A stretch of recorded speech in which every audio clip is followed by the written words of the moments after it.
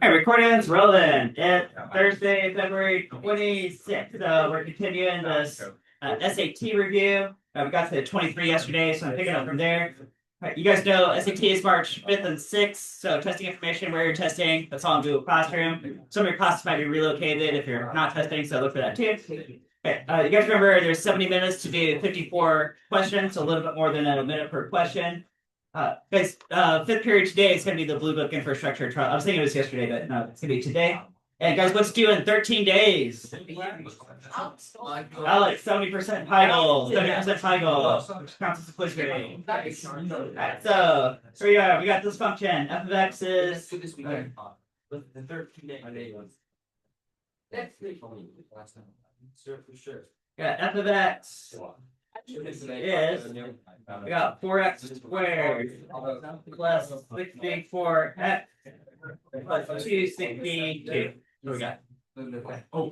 The function g is defined, g of x is f of x plus 5. Okay. Which, guys, that plus 5 says take the original function f of x and shift it. Which way, how much? 5. 5 to the left. Yeah. Left 5. Left 5. So g of x is f of x shifted left 5. Right. Yeah, guys, we saw some of these yesterday where if you graph it and then you shift the whole graph, you can quickly find the intercepts of the new graph, something like that. For which, what value of x does g of x reach its minimum? Are we on 24? Yeah, 24. Okay. 24. Okay. Well, guys, what basic shape is this? This is a what? Starts with a P. Square. Parabola. Okay. Guys, when you have an x squared and an x and a constant, yeah, that'll be parabola. Right? Now, guys, here's something that you guys have to know for SAT. Right? There's like a few tidbits of knowledge you just have to go in knowing, and it's going to pick you up points. And this is one of them. Okay. So for some general parabola, here could be a general parabola. I don't know if it's this one exactly, but general parabola. Okay. There's some either minimum or maximum value, and that's the vertex, isn't it? Okay. Yeah. So the location of this vertex, specifically the x-coordinate of the vertex, okay, if you have a form y equals ax squared plus bx plus c, the vertex is at, well, that's not what it is. Okay, at x equals what? 2a over b. Negative b over 2a. Yeah, there you go. Yeah, negative b over 2a. Negative b over 2a. Yeah.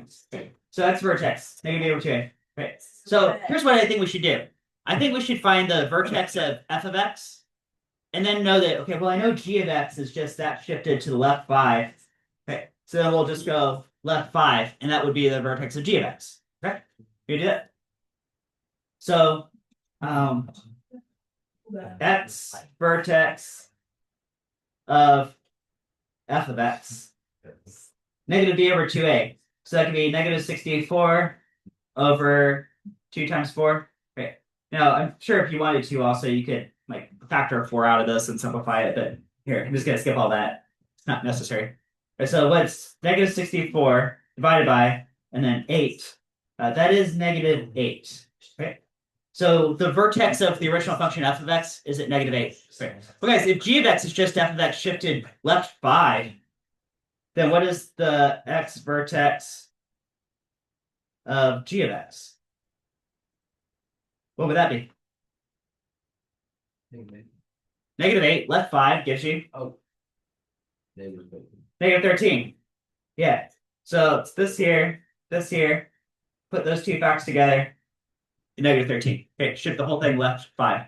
Okay. All right. So that looks like option A. Let me make sure. Okay, we're on 924. Yep, 24 is A. 24 is A. Okay, you guys got it. Here's your answer, A. Yeah? Do you have the answer sheet for like the whole like grade thing? Or like Yeah. first part? When we're done with it, can you like show us it so we can like Okay, yeah. In time. That's number 25. Okay. 1 gallon of stain will cover 170 square feet of a surface. A yard has a total fence area of W square feet. which equation represents the amount of stain S in gallons needed to stain the fence twice. Twice. Right. Oh, no. Right. So whatever we get normally, we could just double it at the end and that could answer twice. Right. Right. So okay, there we go. Right. So I think the number of gallons you need, like the volume of stain, right, is equal to 1 gallon per 170 square feet times the number of square feet. Okay, kind of like that. Right. So how much stain? Right. Well, here let's just kind of follow it. I know it's kind of in terms of units, right? But we do have 1 gallon per 170 square feet. Okay. And here we have W square feet. So let's just multiply by W here. Is that okay? W for W square feet. Okay. Now that would be to stain it once. So that's equal to W over 170. That's to stain it once. To stain once. Okay. Guys, if you want to stain this twice, what do you have to do to this? Yeah, Right. double it too. Yeah, you have to double it. Yeah. So the amount of stain you need, which is actually S what we're solving for, to stain twice, is going to be 2 times W over 170. That's to stain twice. Okay. And I think this 2 and 170 will reduce over 2. That's like 85. Okay. So I think the answer should be S equals W over 85. Be like that. Okay. It should be an answer. Is that an answer choice? That looks like D. I think it's D. Make sure 20. Yep, 25 is D. 25 is D. Okay. You guys get 25 is D? Say it twice. Not happening with this, yeah. Yeah, guys, questions get kind of hard at the end. Okay, number 26. Oh, we got poll results. We got Angel Cruz, Terry Smith. The table shows results of a poll. A total of 803 voters selected at random were asked which candidate they were voting for. Yeah, these add up to 803. So there they are. That's the poll. Okay. According to the poll, if 6,000 and something people vote in the election, by how many votes would Angel Cruz be expected to win? Right. So these are just poll numbers. But let's say we extrapolate like same percentages to over 6,000 people actually vote. And we're looking for by how many votes would somebody win? We're looking for a difference. Right. So there's gonna be a lot of little steps here. Right. So let's start with the poll, which has Angel Cruz and Terry Smith. Angel Cruz, 483. Terry Smith, 320. The sum total is 803. Okay. Guys, let's find percentages because those are hard numbers. Okay. That's like okay. But let's find percentages. Okay. So how would you find what percent Angel Cruz is expected to win? Divide that by 803. Yeah, 483 over 803. And let's get a number. What's 483 on 803? Okay. So it's like 60.15%. Okay. And then if I do 320 over 803, it's gonna be this number here. 320. That's 39.85%. Okay. So now we got percentages for these people. Okay. Now let's scale that to the actual election. Okay, so in the election now, there's 6,424 voters. Okay. So the number of votes Angel Cruz is going to get, guys, can I take 60.15%, 0.6015, multiply by 6,424 voters? Okay. Let's see, what is that? 0.6015, or if you just type this fractions, okay, times 6. Okay. I'm looking at 3,864 votes thereabouts. That's to the nearest vote. It's pretty close to that. Okay. Terry Smith, okay, at 0.3985 times 6,424. 3985. I'm looking at 2560 votes. Okay. All right, you guys following so far, step by step? Right. Good. No, we still haven't answered the question yet, though. Okay. It says by how many votes is Angel Cruz going to win? So we're one step away. Guess what's the last step I have to do? Subtract. Subtract this from this. So let's go 3864 minus 2560. I'm looking at a difference of 1304 votes. Right. So that should be the winning margin in the actual election. Okay, multiple choice. That looks like B. Make sure is the answer B. Yep, the answer is B. B. That's it. Okay, so everybody got 26 is B. 26 is B.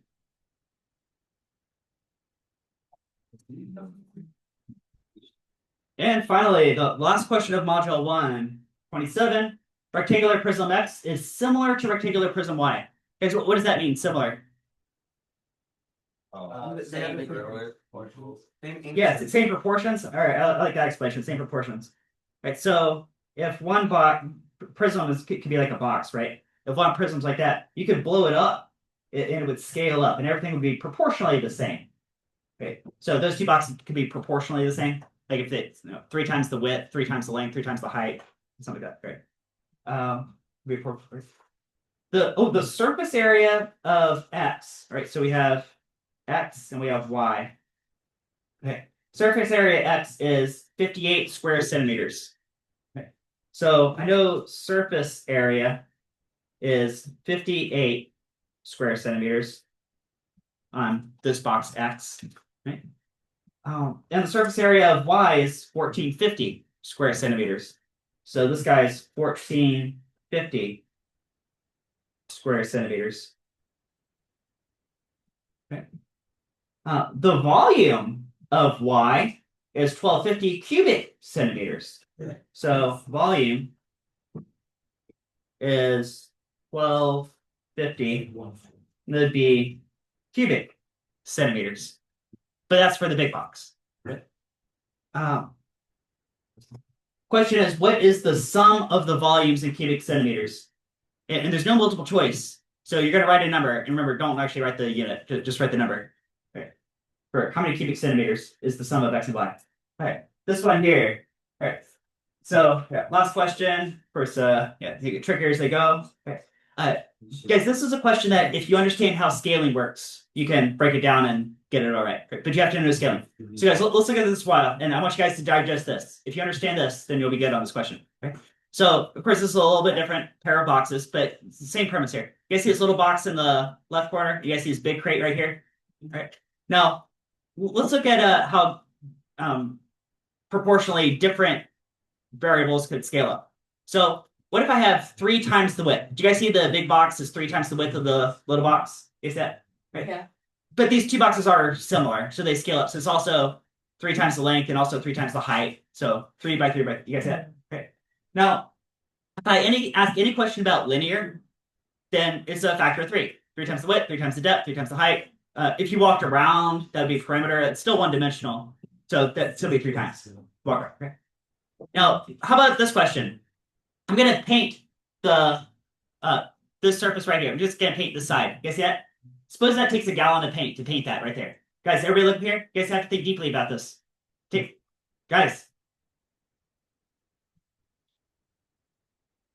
What's the answer to this question? Who knows the answer? Okay. What'd you get? 1260. Who else got that? All right, so there's 2 of you that know this. 2 of you that know this. Okay, guys, everybody think deeply about this. Take notes, because only 2 of you guys got this. All right, so I'm going to paint this surface right here, that little surface, and it's supposed to take a gallon of paint. Okay. Now, what if I want to scale up to the large crate, and I want to paint also that front surface? How many gallons of paint does that take? 9. It's 9. Do you guys see it's 9? Because it's 9 times the area. Right. Okay, so anything area related, like the paint coat, right? It's that linear factor 3 squared, because now we're talking about areas. So anything to do with area is going to be squared. Right? Because what about this? What if I separate both boxes and I have this box over here and this box across the room? Right? And there's the sun is shining, and because the sun's shining, these boxes are casting shadows. Okay? How do the areas of the shadows relate to each other? How many times? 9 times. Be 9 times the shadow, because shadow takes up area. Okay, so be 9 times. Okay. Now let's move on to a different type question. What if I fill back to the little box? I'm going to fill the little box with water. Gloop, gloop, gloop, fill with water. Now I'm going to fill the big crate with water. Gloop, gloop, gloop, gloop, gloop. How many times the water does it take to fill the big box compared to the small box? 27. 27. Right? Guess I could fit 27 little boxes in the big box, so I could fit 3 by 3 is 9 on the first floor, and then 9 on the second floor, and then 9 on the third floor, which would be 27. Yeah. Why Okay. is it like 3 to the 1? Does it have to be centimeters or any number? Well, this one's 3 because my picture's 3. Yeah, guys, this base 3 really only applies to this particular picture. Okay. Now, are you guys good with these different scaling values? Okay. Yeah. Okay, so going back to this question, see, I don't know if it's a factor of 3, but we can find out what factor it is by comparing these surface areas. Because what is the ratio of these surface areas?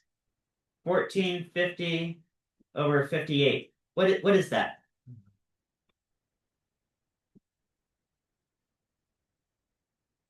It's like 25. 25. Okay, 25.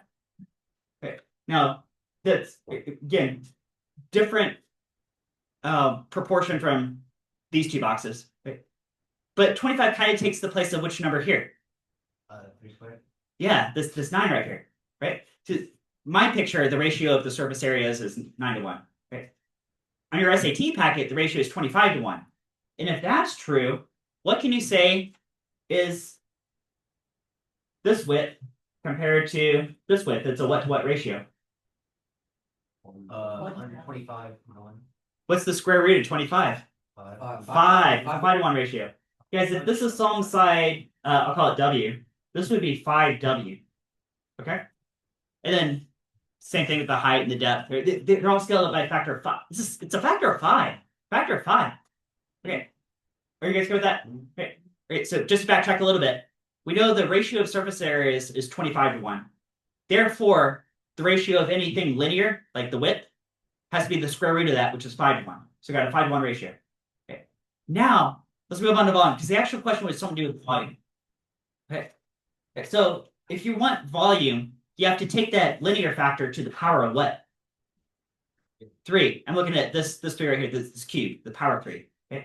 So let's take a linear factor of 5 and scale it 3. Okay. So I could say whatever this volume is, I'll just call it V equals. Okay, we'll find that here in a minute. Okay. If I take that V and I multiply by 5 cubed, that would be 1250. Okay? And it'd be cubic centimeters. You guys good with that? All right. So what is V? What is 5 cubed? 125. 125?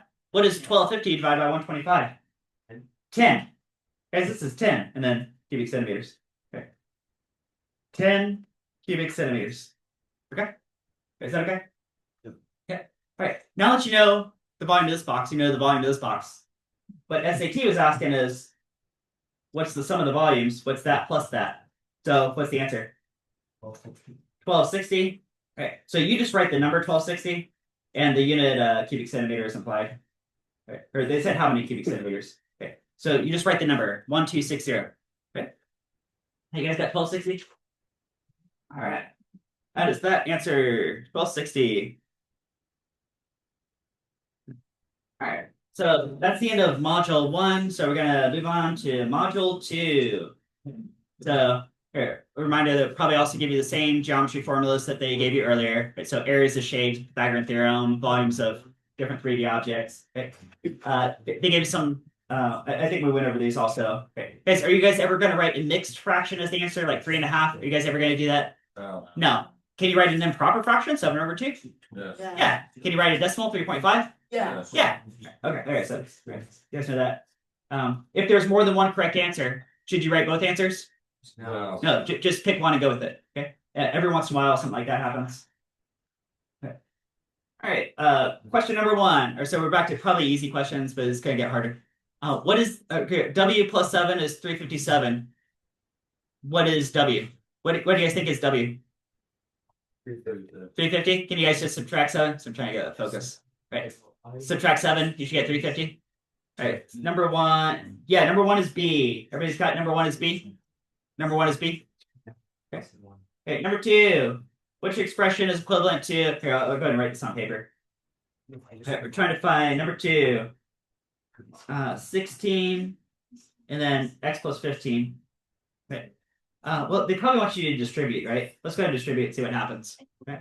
So that could be 16x plus. Well, I know 15, 15 is 225. I think it's 240. Is that right? 240? All right. Let's see if that's an answer choice. It looks like B. To make sure. Number 2. Yep, number 2 is B. Number 2 is B. Hey, you guys got number 2 is B? All right, number 3. Okay, we got this table here. What's the paragraph say? Table summarizes members of a local organization by age and whether they live east or west of the river. If a member of the organization is selected at random, what's the probability that they're at least 40 years old? Okay, well, let's make sense of this table data. Okay, so we got people that live east of the river, people that live west of the river, and they also broke down by age. Are you under 40 or over 40? Okay. Okay, so we got got that going on. What's the probability they're at least 40 years old? Okay, you can solve this with a fraction. Actually, all the answer choices are fractions. Okay. So, guys, at least 40 would be what divided by what? Exactly. Guys, there are 107 people total that are at least 40, and there are 135 people total at all, right? So it should be 107 over 135, right? It has nothing to do with living east or west of the river, not this target question. So it should be 107 over 135. That looks like option D. Let me make sure it's 3D. Yes, 3 is D. 3 is D. All right, everybody got 3 is D? Okay. Hey, number 4. Ooh, system of equations. The solution is xy. What's the value of y? Here, I'll go ahead and write this down and solve it on paper. All right, so we got 3x is 12, and negative 3x plus y is negative 6. All right, so here's your system. Now, there's different ways you can go about solve this, but guys, is it okay? Are you allowed to just add the two equations together? Okay. And here's why I like that, because what happens to the x's? Yeah, they go away. You just have y equals, and then what's over here? 6. I think that's it. Yeah, that looks like B. Let me double check the answer key. It should be B. It's number 4. Yeah, number 4 is B. Right, you guys go with 4 is B? Right. You could also go through substitution or solve it a different way, but it's probably the fastest way. All right, number 5. A line in the xy plane has a slope of 1 over 9. Okay, slope of 1 over 9. That's like up 1 over 9. That's approximately like that, right? Up 1 over 9. Right, real shallow slope. And passes through the point 0, 14. That looks like the y-intercept, doesn't it? Which equation represents? Oh, equation represents this line. Here, I'll go ahead and draw it out. I bet a lot of you guys probably know it already, but I want you guys to see the picture. Okay. So here's my set of xy axes, my Cartesian system. We're going through the point 0, 14. That's 14 up there. Okay. And it has a real shallow slope. It's just up 1 over 9. So this is like up 1 over 9 like that. Exactly the scale, but get the idea, right? All right, so let's make a y equals mx plus b on this. So say y equals 1 over 9 x plus 14. All right, that should probably be the answer. Let's say 1 over 9x plus 14. It looks like D. Number 5 is D. Number 5 is D. Oh yeah, that's D right there. Right, you guys got number 5? Yep. All right, number 6. Are these parallel lines in the figure shown? C intercept. Yep, parallel lines, S and T. So S and T are parallel. Okay. What's the value of x? Ooh, guys, that value x right there. Right. Do you remember back to geometry? Is that the same thing as this angle over here? Is that the same angle? Yes. It is. Right. And is that supplementary to the 110 degrees? Yeah. Because they add up to 180, don't they? Yeah. So guys, if they have to add up to 180, and this is 110, then what is this? 70. 70. Oh, it's not multiple choice. So yeah, you have to write the number 70. Here, I'll write it down. So number 6, write 70. Well, degrees is implied. Okay. So you had to write 7, 0. Okay. You guys got 7, 0? Okay, number 7. F of x is x plus 8 over 11. The function is defined by the equation. What is the value of f of x when x is 3 over 11? Oh, we can just plug it in. So here, I'll do that right here. So f of x is x plus 8 over 11. And where the x goes, I'm just going to write 3 over 11. Okay. So f of 3 over 11 is 3 over 11 plus 8 over 11. Yeah. There you go. 1. Okay. The answer is 1. You had to write the number 1. That's it. All right, so you had to write the number 1. Okay, number 8. Table shows 3 values, x and y, and their corresponding 3 values of x and corresponding y. There is a linear relationship, which you could get anyway, because guys, look at this. If you go from 0 to 1 and 1 to 2, you guys see how it's increasing incrementally by 1? Right. Yeah. But look at the y value. 18 to 13. That's a decrease of what? 5. And then 13 down to 8. Is that also minus 5? Yeah, it's the same. Right. So it's definitely linear. And they say it's linear, but it's definitely. Which of the following represents this relationship? Yep. So here, I'll start here. Got number 8.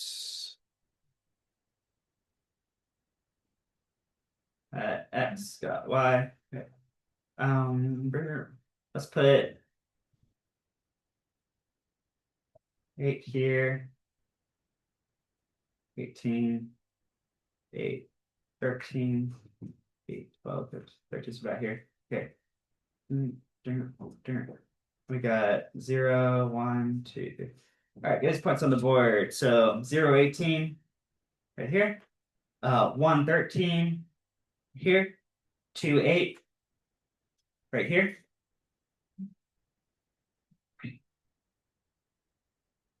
What's the slope? -5. -5. Yeah. Yeah. It's down 5 over 1. Okay. And what's the y-intercept? 18? So let's put it all together. Y equals what? -5x. Let's see.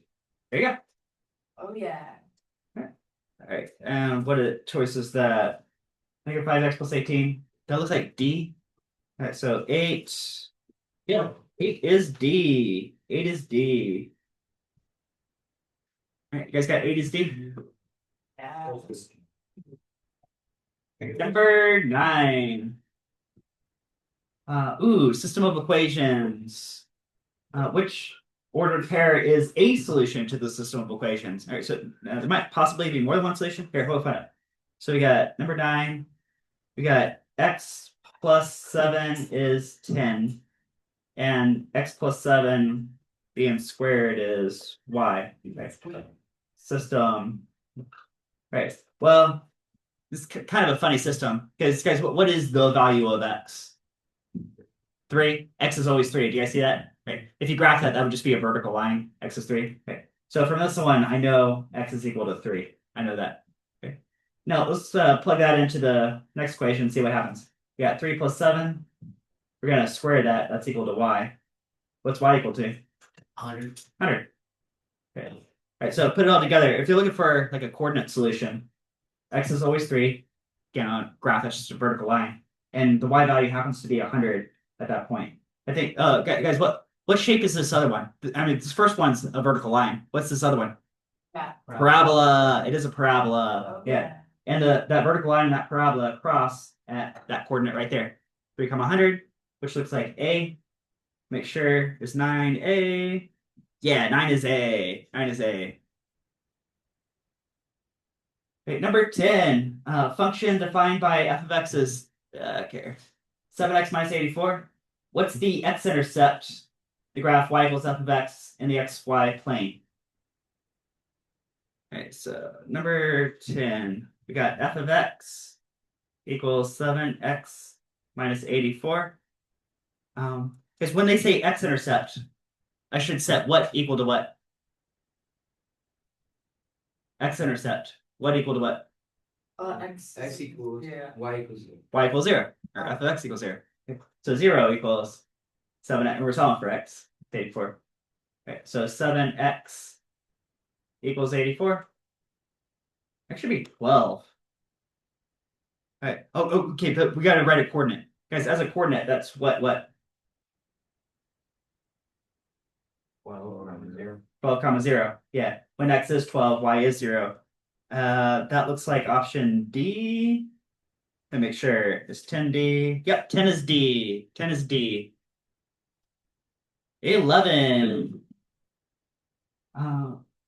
Okay, we got time and we got dollar amounts. Rosa opened a savings account at a bank. The table shows an exponential relationship between the time and the amount of dollars in the account. Guys, if it's exponential, they're saying it's exponential. Then could this fit the curve here? Do you guys remember simple interest of the amount in the account as a function of time is equal to the principal times 1 plus the interest rate to however many years? Okay. It's probably going to follow some version of that. Right. Now, here, little side thought here is if you didn't know that, if you didn't read the paragraph, you just look at the table numbers.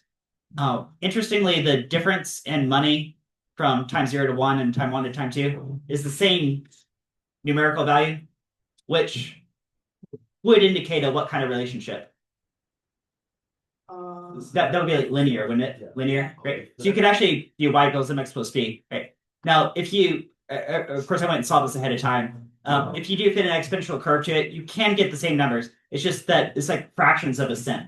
Like I think one of these it rounds up and the other it rounds down a little bit. It's like fractions of a cent that can actually land on this exponential curve. Okay. All right, so just a little thought there.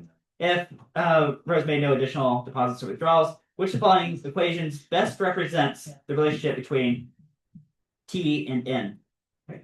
All right, so they're saying N is the number of dollars in the bank, so we'll put that right there. Okay. Ooh, guys, at time 0, how much did she actually deposit? 604. So in place of the P right there, I'll put 604. Okay. And then, well, I don't know the interest rate. I bet we could find it, but I'll say 1 plus R to the T in general. Okay. Now we can chase down this R if we know a corresponding T N pair. Right?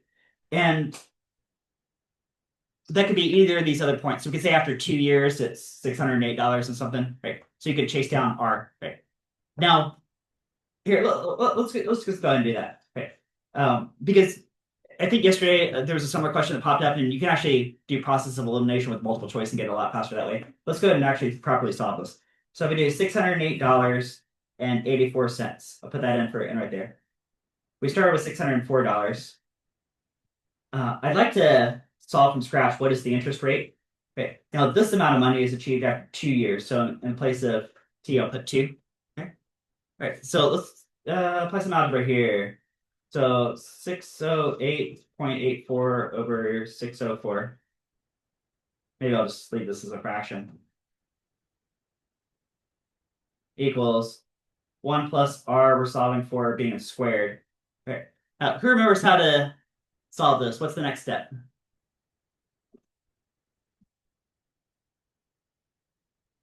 Isn't that the 1.4? Oh, dang it. There's actually an easier way to solve this. Right. Guys, could you just take the square root?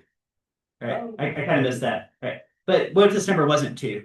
What would you have to do? Apply what starts with an L? Oh, wow. Logarithm! Logarithm! So let's just go ahead and just for the sake of doing it, let's do logarithms. Natural log.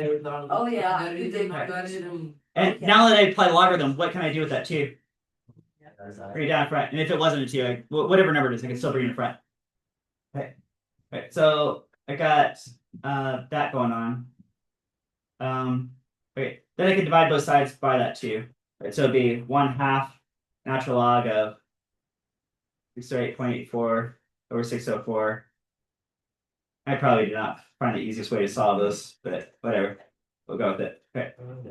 Okay, then I could take e to the power of both sides, right, and get back to 1 plus r. Right. So then r would be equal to e to the 1/2 ln 608.84 on 604, and then the whole thing minus 1. Right. So let's see. Okay. Yeah, if I was actually taking the SAT, I'd probably just play off their multiple choice answers and see what looks most reasonable. This is how you properly do this.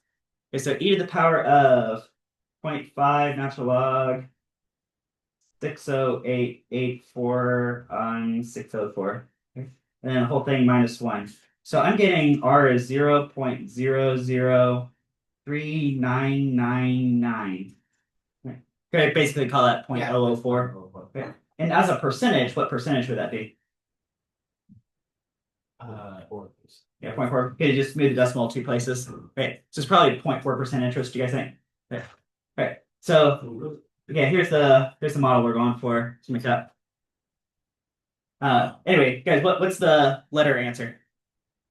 C. C. Yeah, you guys see 11 is C? 11 is C. 11 is C. Okay. Number 12.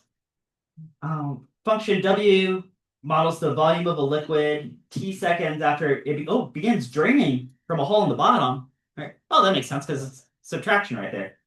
According to the model, what's the predicted volume draining from the container each second? What do you guys choose for that? Um, How much is drink? Huh? wait. How many guys choose D? D. Yeah, that's the answer. Right. Guys, it's the slope of this curve. Right. Why are some of these like really easy? I think they want to see can you interpret equations? Like if you just see Was this. the actual SAT ones? Yeah, this is straight from SAT materials. It's just from their website. Yeah. So yeah, most of the questions are kind of like this. Like, can you interpret? This is can you interpret equation? Can you match it to a story and say what's what? Right. Guys, go ahead. Maybe only like 30 seconds per equation. You get a little bit more than 1 minute. A little bit more than 1 minute. So if you imagine about 1 minute per question, yeah. But then as you get towards the end, of course, the questions get harder towards the end. Okay? Yeah. Guys, what about this? What if they asked you a different question? What if they said instead, what was the initial volume? What would you say is the initial volume? 300. Okay, and that would have been that. All right, but this answer is D. Right. Thank you, Mr. Good. Number 13. Yeah. Number 2. 13. H of x is x plus b. For the linear function h, b is a constant and h of 0 is 45. What's the value b? Oh, I'll write this one down. I think this one's too bad. So this is 13. All right, what are we doing? I got h of x is x plus b. Then they said h of 0 is 45. So this is 45. That's when this is 0. Right. Okay, so guys, what's the value of b? 45. 45. The answer is 45. 13. The answer is 45. Okay, so did everybody write 45? Okay, number 14. Okay, this looks quadratic. I'll write this down. I got z squared plus 10z C. minus 24. Okay, is 0. What is here we go. One of the solutions. So this is one of these that might have 2 correct answers, so you just have to pick one. Right. So normally, like SAT level, they should probably give you something that's easily factorable. Okay. Yeah. Now, guys, if you got really stuck, if you memorize the quadratic equation, could you apply quadratic equation? Yeah, and that you could get it that way. Okay. But this one's got to factor how. Z plus 12, Z minus 2. There you go. Z plus 12, Z minus 2. Great. And let's do a FOIL check. I'll do FOIL. So Z squared. Bing. Negative 2Z and 12Z is 10Z. Bing. 12 times negative 2 is negative 24. Bing. Okay, so that is the correct factorization. Yeah. Should you do a oil check on the SAT or just make sure, just know that you. It's up to you, I guess. If you have time to check your work, right? I always run out of time when I was taking the SAT. I was like, I wish I had like 5 more minutes, but depends if you're running out of time or not. Okay? Yeah, if you have time, check your work. So Z could be what or what? Negative 2 or 12. Careful. Or 2 positive 12. What? Negative 12 or positive 2. Okay. Either of those are correct answers. Now, of course, you don't want to write on both. You just want to pick one. So either write this or write this, but not both. Okay? Oh my goodness. That's it. All right. 15. Triangle FGH is similar to JKL. Okay, so they have the same angles, same proportions, but maybe you have a small and a big triangle. Where F corresponds to J and G corresponds to K, and I guess H would correspond to L. Okay, so the letters are in order. Normally they give you the letters in order. I've never seen that not be the case. G and K are right angles. Oh. Sine of F is 308 over 317. What's the value of sine J? Okay. Guys, the quick way to get this, I might draw this out anyway, but the quick way is, what do you know about angle F compared to angle J?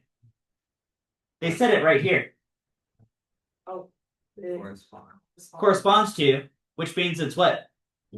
It's the same. Guys, it's the same angle. It's the same angle. Guys, if it's the same angle, and they told you the sine of that angle, then isn't it just the same thing? Yeah. So what's the answer? B. B. 15 is B. We missed a good bit. Yes. 14. 14? Yeah. 14, you could either choose this or this. You had to write one or the other. Okay. Thank you. Now here, 15, I want to draw you guys a picture anyway. Yeah, 15 is one of these, if you can imagine this, then probably get it quickly, but okay. So here, let's do this triangle and a smaller version of that. So something like this. So you guys know that the answer to 15 is B. I'm just drawing this out. All right, so what if we have F, G, H, and then you have J, K, L, right? Where G and K are right angles. And they said sine F is 308 over 317. Okay. So the fact that this angle and this angle are the same, they have the same sine and cosine ratios. Okay. So yeah, so 15 is B. All right, you guys go with 15 is B? Yeah. All right, number 16. The population of Greenville increased by 7% from 2015 to 2016. If the 2016 population is K times the 2015 population, what's the value of K? All right. I think I just do this one, not writing anything down. What do you guys pick as the answer? I picked. No, let's do show of hands. I'll go through all the answer choices. Show of hands.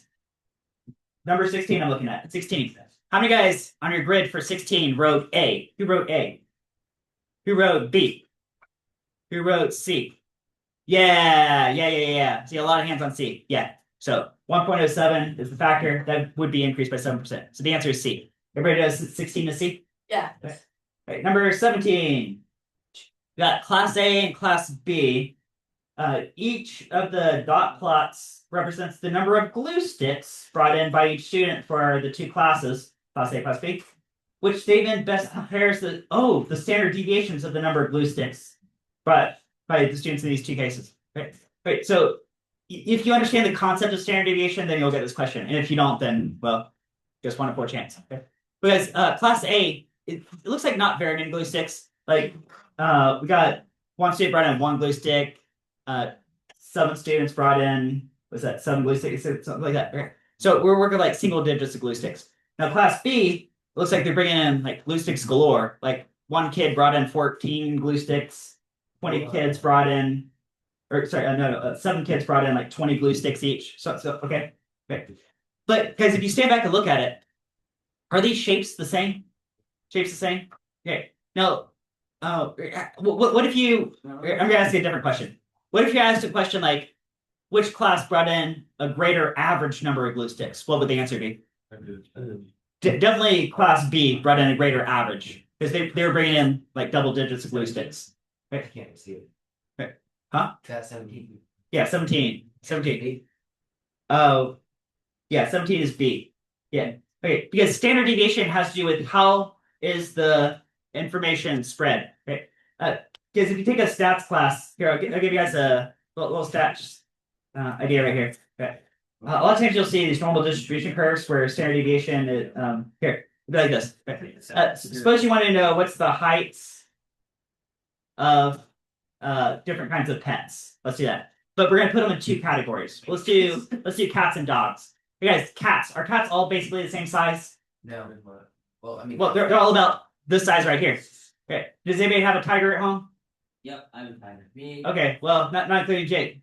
He's a little off. But hope you show up to school tomorrow.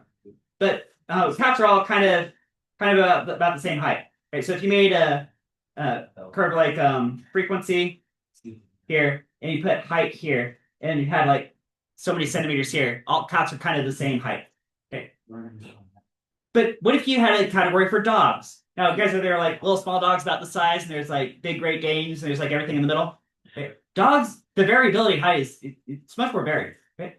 I would say probably the average is greater than cats. All right, but it's much more spread out. So dogs would look more like this. Right. You see cats versus dogs? Yeah. Okay. Right, that's not bad. Okay. So we got a skinny curve versus a wide curve. Skinny curve versus a wide curve. Now, if I draw the mean right here for each population. Okay. Could you guys imagine that there's some point? Do you guys see where the middle of the curve is like an upside down bell? And the ends is like right side up bulb. Right? And there's some point where it flips. That's called an inflection point. Here's the inflection point for dogs. Okay. And do you guys see this width from the mean to that inflection point? This width right here? Right. That is called standard deviation. Called standard deviation. Is that standard deviation? Right. Guys, which has greater standard deviation? Dogs or cats? Dogs. Definitely dogs. Dog. Right. It's more varied. Right. Now over here, if we're going back to these glue sticks, you guys see how even though it's different numbers of glue sticks, different averages, see how the basic shape is the same?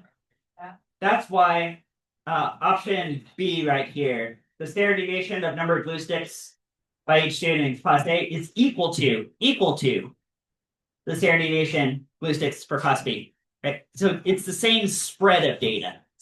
Okay? So it's like the same shape.